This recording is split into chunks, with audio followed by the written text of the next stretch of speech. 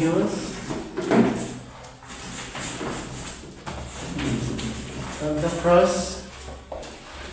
So mayroon tinatawag na bad news and then good news.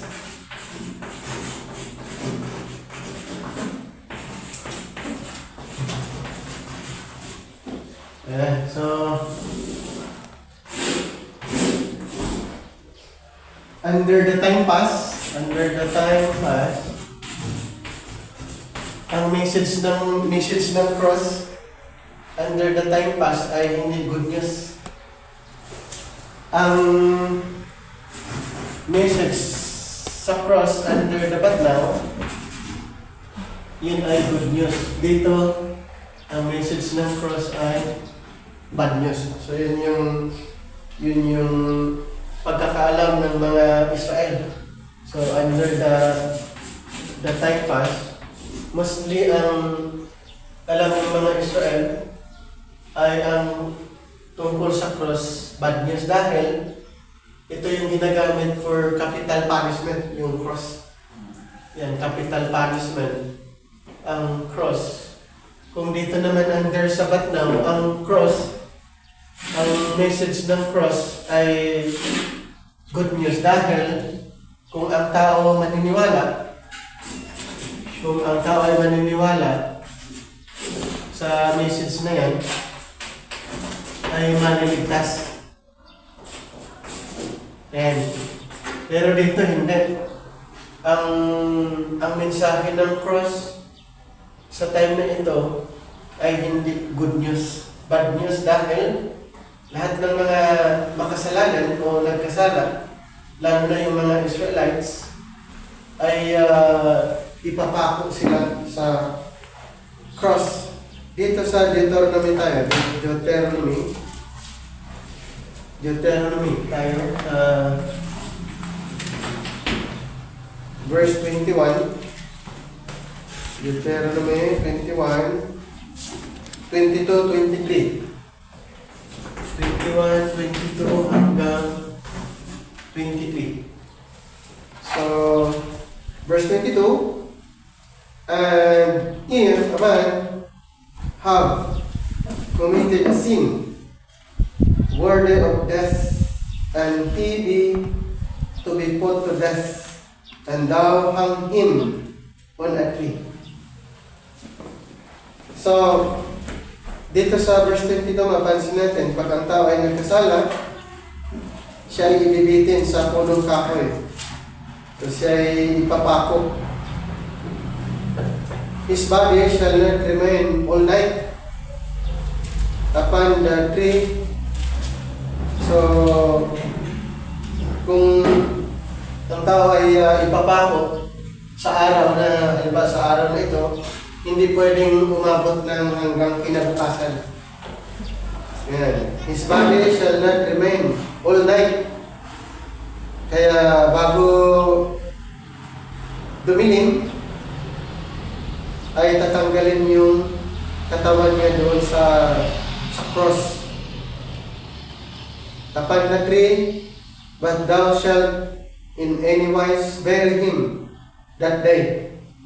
So, kumbaga, pag namatay, hindi paabutan ng bukas. Pero ngayon, di ba, ang kaibahan sa tradition, pag namatay ang tao ay antayin mo na ng mga mostly 5 days. 4 days, 5 days, mga ganun. Pero sa time na ito, hindi, pag namatay ngayon, ililibing lang din. Hindi pwedeng umabot ng kinabukasan. So, ganun yung teaching.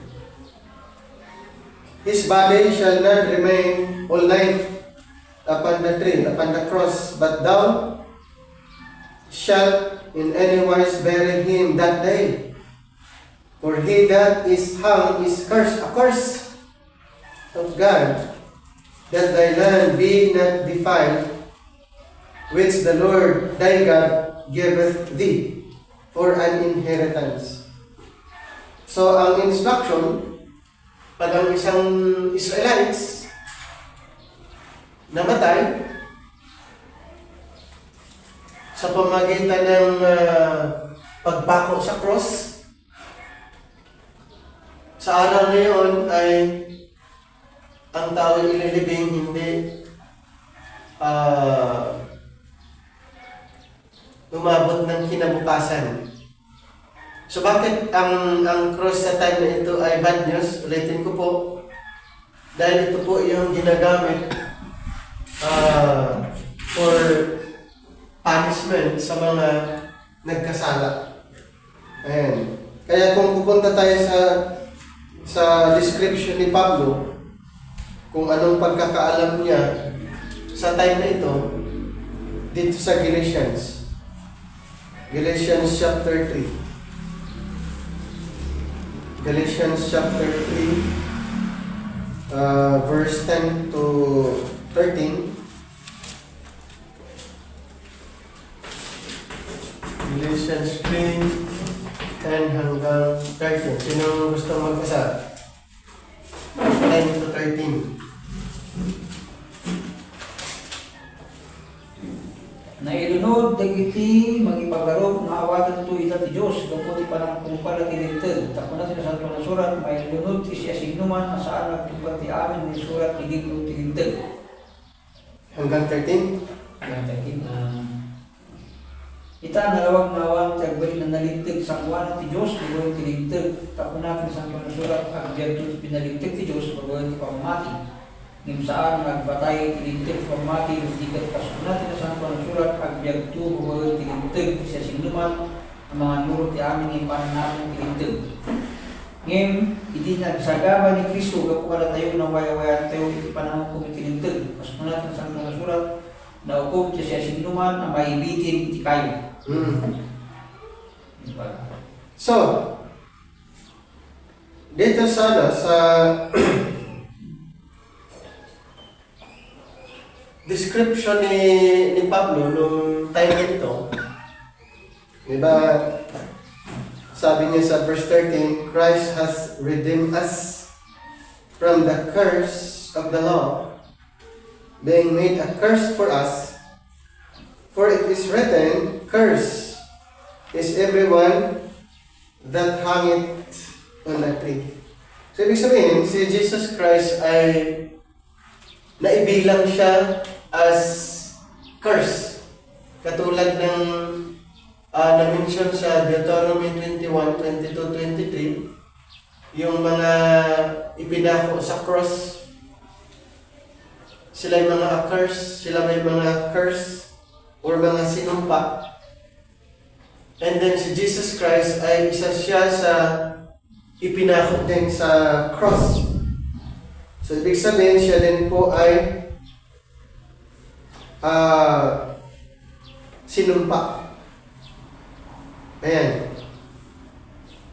Kaya sa verse 13, Christ has redeemed us from the curse of the law, being made a curse for us, for it is written, curse is everyone that hangeth on a tree.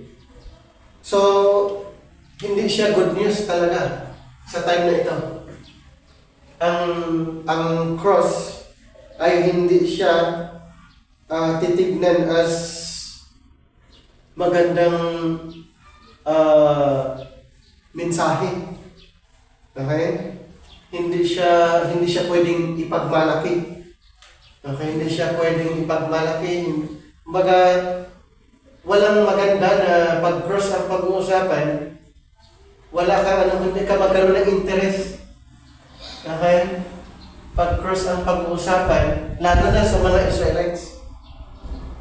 Lalo na sa mga Israelites, pag sinasabing cross, hindi maganda yan. Hindi maganda para sa kanila dahil lahat ng nakabitin sa cross, sila yung mga tao na may matinding kasalanan. Sila yung mga tao na hindi na pwedeng mabuhay.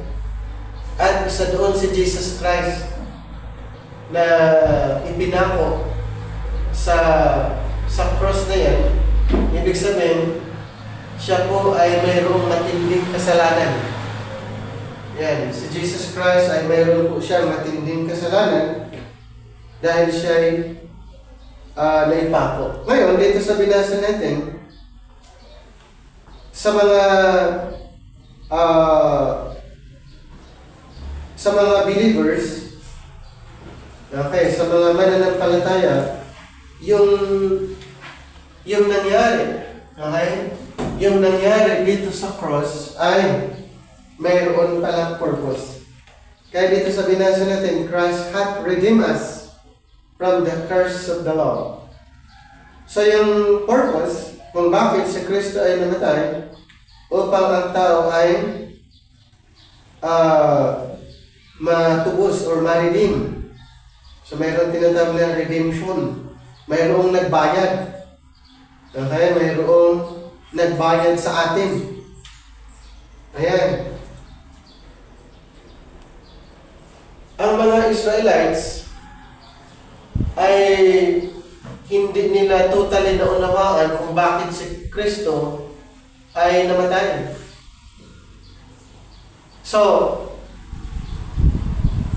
pag ipapangaral ang tungkol sa cross, ang message nito para sa mga Israelites ay stumbling block.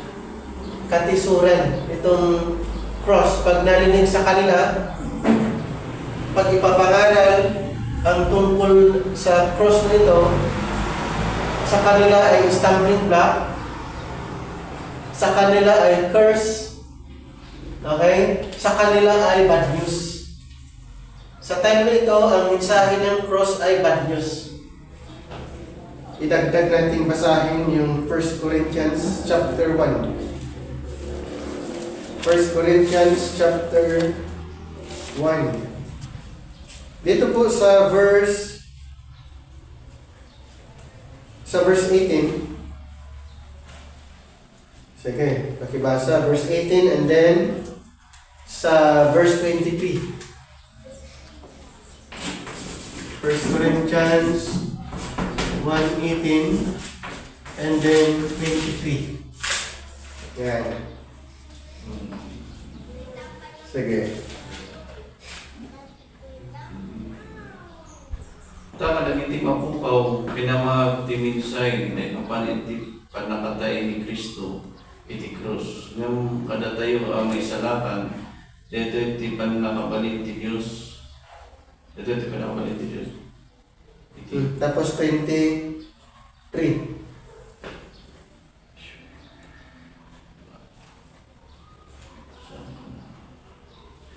Iti biyag mi, iwaragawag mi iti panakatay ni Kristo iti krus. May sa amin saya saan na may rusok kadagiti Hudyo, kun minamag kadagiti Grego. So, sa mga hindi po saved, sa mga hindi naligtas, ang cross ay kamangmangan. Yan. Kamangmangan or foolish. Sabi niya, for the preaching of the cross is to them that perish, foolishness. But unto us which are saved, it is the power of God. So para sa kanila, ang mensahe ng cross ay foolishness, kamangmangan. Tapos, dito sa verse 23, because the foolishness of God is wiser than men. Backward tayo sa 23. But we preach Christ crucified. Unto the Jews, ano daw sa kanila? Ang cross is stumbling block. Ano sa Ilocano yan? Stumbling block. Sa verse 23. So, sabi ni Apostle Paul, we preach Christ crucified. We preach Christ crucified, but unto the Jews, sa mga Israelites, stumbling block, and unto the Greek, foolishness. So, ulitin ko po, pag narinig ng mga Jewish, ng mga Israelites, ang mensahe tungkol sa cross, bad news para sa kanila yun. Okay? Bad news para sa kanila dahil ulitin ko, ang tungkol sa cross pag nabanggit sa panahon noon ay mayroong tao na papatayin o parurusahan sa pamagitan ng pagpako sa cross. So, curse. Okay? Curse. At saka stumbling block, bad news. So, hindi siya effective kung ipapangaral ito sa mga Israelites during sa time na ito, dahil ulitin ko po, sa kanila ay bad news ang cross. Ngayon, bakit si Jesus Christ ay naisama na siya naman ay walang kasalanan? Ganito yan. Sa 2 Corinthians tayo. 5:21. 2 Corinthians chapter 5:21. Okay.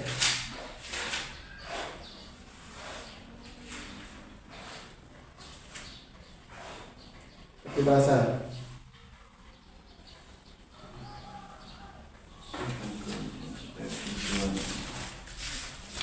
Awan pasol ni Kristo, nangga po. Kada tayo, imbaklay na nagitibasol tayo, tapno iti pan nakikay sa tabi ko na mayroon tayo ito, iti kinalintag ti Diyos. So, ayon sa verse, si Jesus ay walang kasalanan. Si Jesus ay wala siyang kasalanan, pero dahil ang kasalanan ng tao ay kanyang inako. So si Jesus Christ ay naging makasalanan ngayon. Dahilan na siya po ay pinatay sa pamamagitan ng crucifixion. Okay? Sa pamamagitan ng crucifixion, so si Jesus Christ ay namatay dahil ang kasalanan ng tao ay inako niya. So siya ngayon ang nagbayad. Siya ngayon ang nagbayad. Okay? Instead ang tao ang magbayad sa kanyang nagawa. Kaya pala dun sa Romans 6, basahin natin, 23. Romans chapter number 6, 23. Sige. Kasi mayroon pong kabayaran. Ang nangyari po sa 2 Corinthians 5:21, si Jesus Christ ang nagbayad. Pero dapat ang tao ang magbayad dahil siya yung may nagawa. Basahin niyo, 6:23. For sin pays its Chapter, Romans 6, 6:23. which is death, but God's free gift is eternal life in Christ Jesus our Lord. Okay. So, for the wages of sin is death. So, ang kabayaran ng kasalanan ay kamatayan. Sino ba dapat ang magdusa or dapat magbayad? Yung nagkasala. Si Jesus Christ ba may kasalanan? Wala. Bakit siya namatay? Kasalanan ng tao, binayaran niya. Nakuha niyo yung sakripisyo ng Panginoon. Inako niya yung kasalanan ng lahat ng tao, siya ay namatay mismo sa cross. Ngayon, kung marinig ng mga Israelites, pag ipapangaral ang cross, na-i-stumble sila, stumbling block para sa kanila. Ang hindi nila alam na sa pamamagitan ng cross, doon ang Panginoon nagbayad sa kasalanan ng tao. Siya yung gumawa, siya yung nag-perform para ang tao ay hindi mamatay. So ang cross na ito, pagdating dito ay nagiging good news. Sa time na ito, ang cross ay nagiging good news. At sino ang nagpapaliwanag? yung pinaliwanag mo ng mga 12 apostol, 12 apostles ng good news ng cross? Hindi. Ang nagpapaliwanag tungkol sa cross na good news ay si Apostol Pablo. Hindi yung 12. Okay? Hindi yung 12 apostol ang nagpapaliwanag tungkol sa good news ng cross. Kaya, sa time na ito, sa Batnaw, okay, ito yung time pass, sa Batnaw, under our time, ang cross ay good news. Okay? Ang mensahe ng cross ay good news. Kaya kung babalikan natin basahin yung 1 Corinthians 1:18, okay.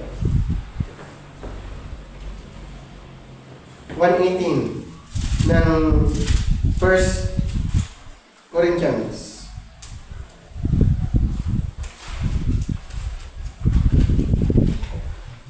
Oh. Kadagiti mabukaw, kinamag, timinsay, may papan nakatay ni Kristo, iti cross. Ngayon kada tayo ang may salakan, dahil ito di pan nakabalin ti Diyos. Tapos backward kayo sa verse 17.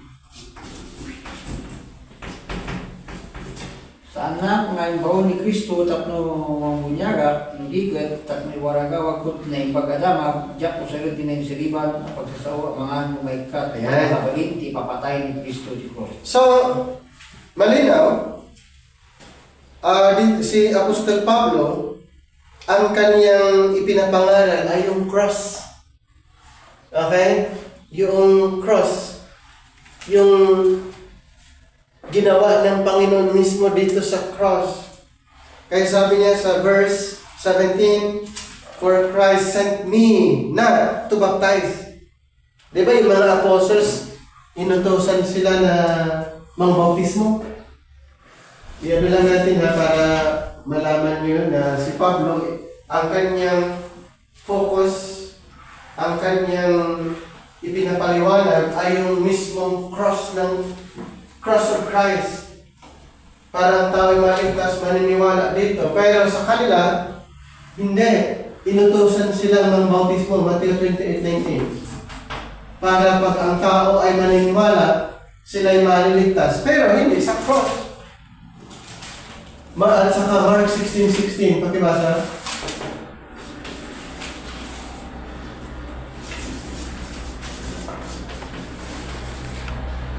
Sige. Mateo 28:19, may utos ang Panginoon.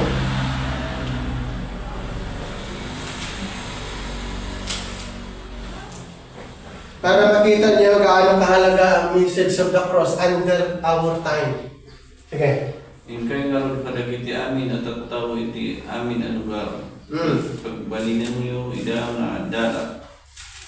Bunyagan niyo, ida itinagan ti Ama, ti Anak at ti Espiritu Santo. Okay, and then 16:16 ng Mark.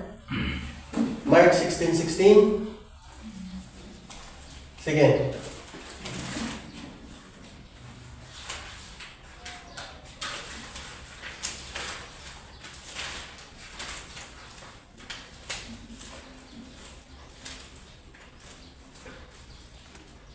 Yan, 16:16. Paano maligtas ang mga Israelites sa time na yan?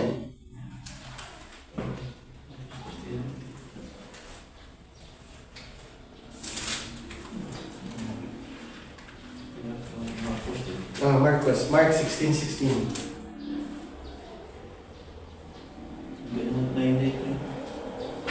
Pag ano yan, Ilocano? Wala. Sa ibang version. Ti mamati, ti mabunyagan, may salakan to. Ngayon, ti di mamati, malusan to. So, yun. Dito ay mayroong gagawin ang tao para siya maligtas. Ang gagawin niya, siya magpabautismo. At kung hindi siya maliligtas. Okay? bakit hindi nila binanggit itong work ni Christ sa cross para ang tao'y maligtas? Dahil sa mga Israelites, pag binabanggit ang cross, sa kanila bad news yun. Stumbling block sa kanila yun. Kaya itong mga apostles na inutusan ng Panginoon ng bautismo doon sa mga Israelites, okay? Ang kanilang audience, ang recipient, ay sa mga Israel, 12 apostles for the 12 tribes of Israel. So, lagi nating tandaan yan. Ang 12 apostol pinili para sa 12 tribo ng Israel. So, ang utos ng Panginoon, bautismuhan. Sino? Yung mga Israelites. Yun yung utos. Bautismuhan ang mga Israelites para sila'y maligtas. Hindi sa pamagitan ng paniniwala sa cross, kundi sa pamagitan ng kanilang paniniwala sa pangalan. Magkaiba po yan. Paniwalaan mo na yung Jesus name. Hindi yung death, burial, and resurrection. So, paniniwalaan ang pangalan ni Kristo at magpabautismo, doon sila maliligtas. Hindi nila ipinapangaral yung work ni Christ sa cross na sinasabing believing in Christ's death, burial, and resurrection. Sa mga apostles, believing in Jesus' name through baptism. Basahin yung Acts 2. Acts 2, starts sa 36 hanggang 38. So, yun yung required sa mga Israelites na kailangan nilang magbabautismo sa tubig para sila'y maliligtas. Then, i-compare natin yung sa time ni Apostle Paul kung ano yung gospel para ang tao ay maligtas. Pakibasa. Acts 2, start from 36 hanggang 38.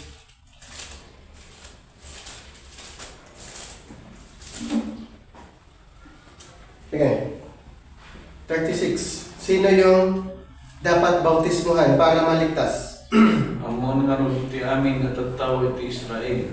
Awan dua-dua aday to'y Jesus nga inlansayo iti krus kat pinagbalin ti Dios nga Apo kat Kristo. Basta una iti man nakawalalimot dagiti tattaw hindi mangagda ito. Kinunada kan ni Pedro kan padagiti apostoles.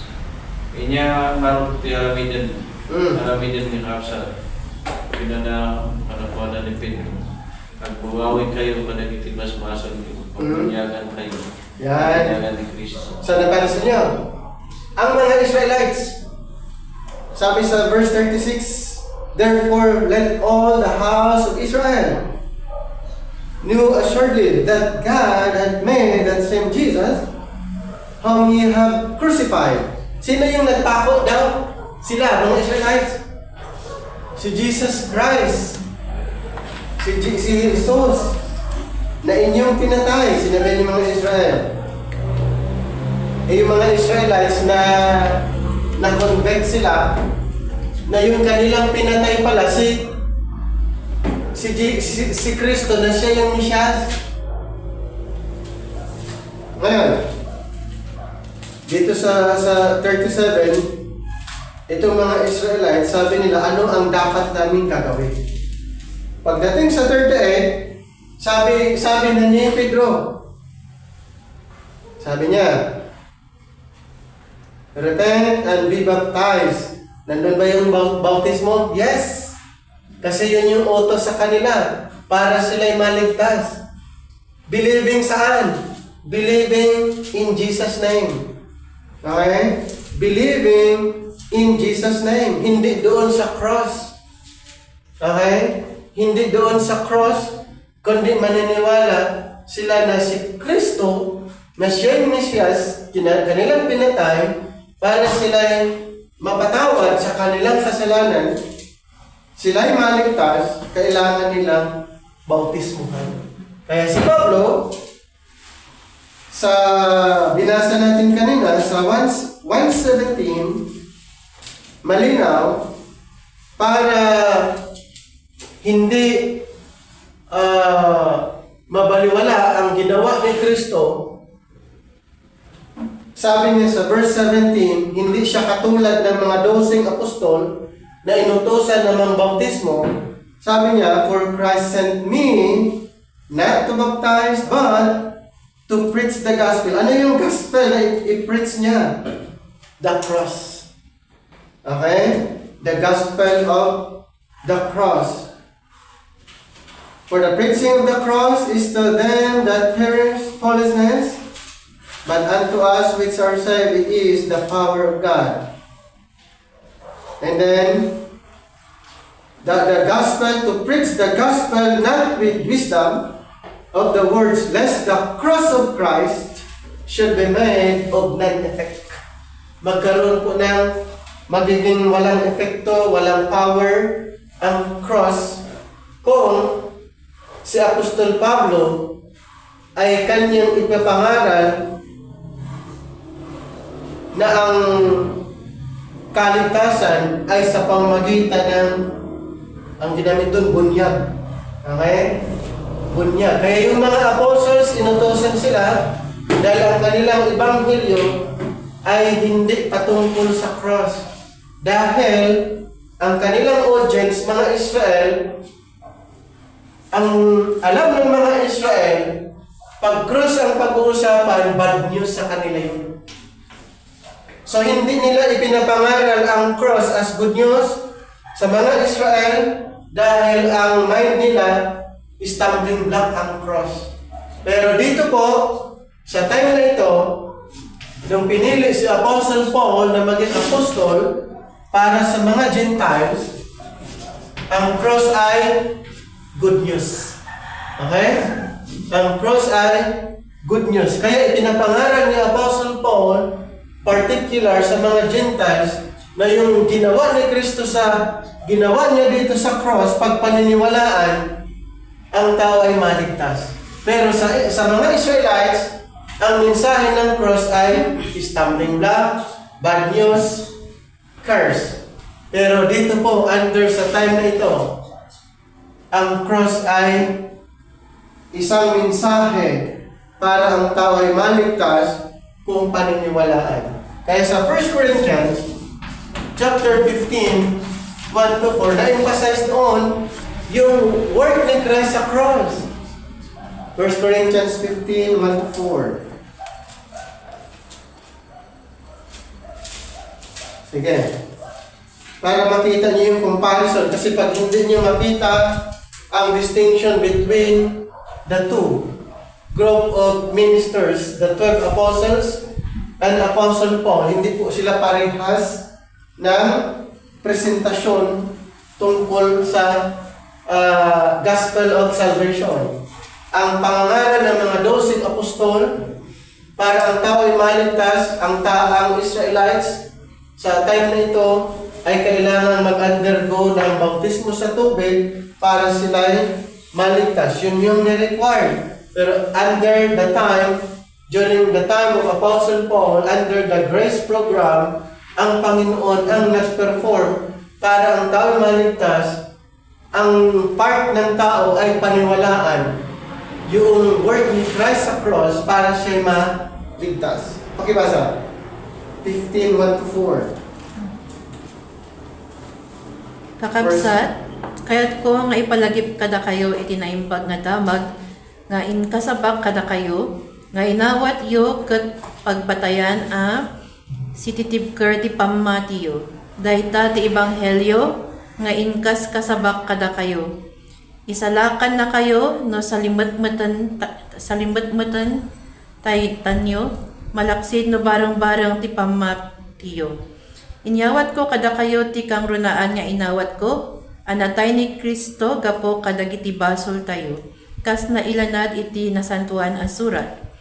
Na itanam ket na pag-ungar iti may katlo nga aldaw, kas na ilanad iti nasantuan a surat. Alright. So malinaw po na emphasize dito po sa under the grace program, under the But Now program, ang mensahe tungkol sa cross ay good news.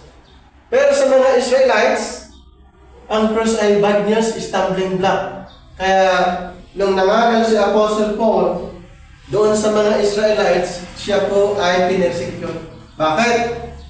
Dahil ipinapangaral ni Apostol Pablo ang good news tungkol sa cross, sa mga Israelites, ang cross ay bad news. Kaya inaccuse nila si Pablo na heretic. Inaccuse nila si Pablo na mali ang kaniyang ipinapangaral dahil ipinapangaral niya ang cross as good news. Sa panahon noon, ang cross ay bad news. Tapos pagdating dito, ang cross ay good news at basis para ang tao maligtas kung paniniwalaan ang ginawa ng Panginoon dyan sa cross. Kaya sabi niya, moreover, brethren, I declare unto you the gospel which I preach unto you, which also ye have received, and wherein ye stand. Number 2, by which also ye are saved, if ye keep in memory what I preach unto you, unless ye have believed in vain. Napansin niyo yung yung sabi, ye keep in memory. Dapat mananatili po. If ye keep in memory what I preach unto you. Anong gospel yun? Yun po yung finished work ng Panginoon. Unless ye have believed in vain. For I delivered unto you first of all that which I also received, how that Christ died for our sins according to the Scriptures, and that He was buried, and that He rose again the third day according to the Scriptures. Kaya ipinapangaral ni Apostle Paul ang cross as good news.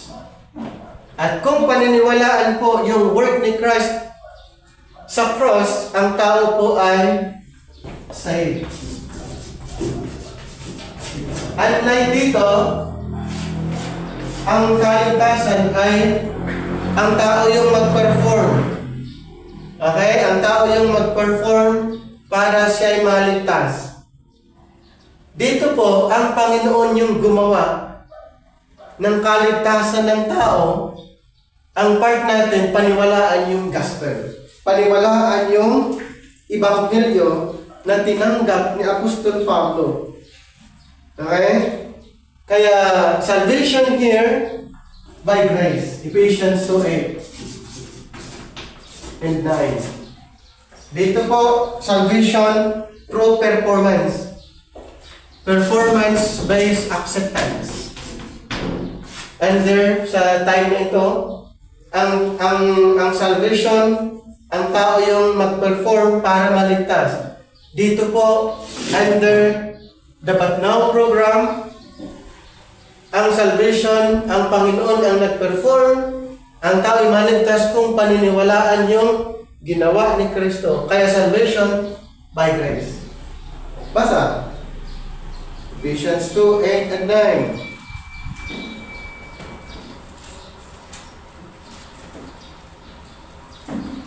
Sige.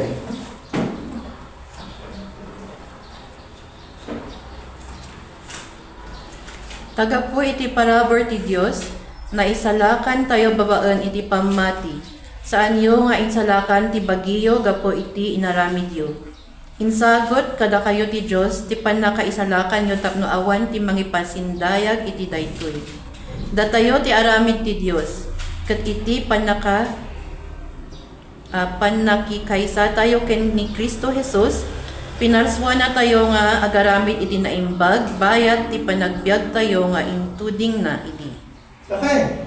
So, for by grace are ye saved. Nagpas, tapos na. True faith. True faith in what?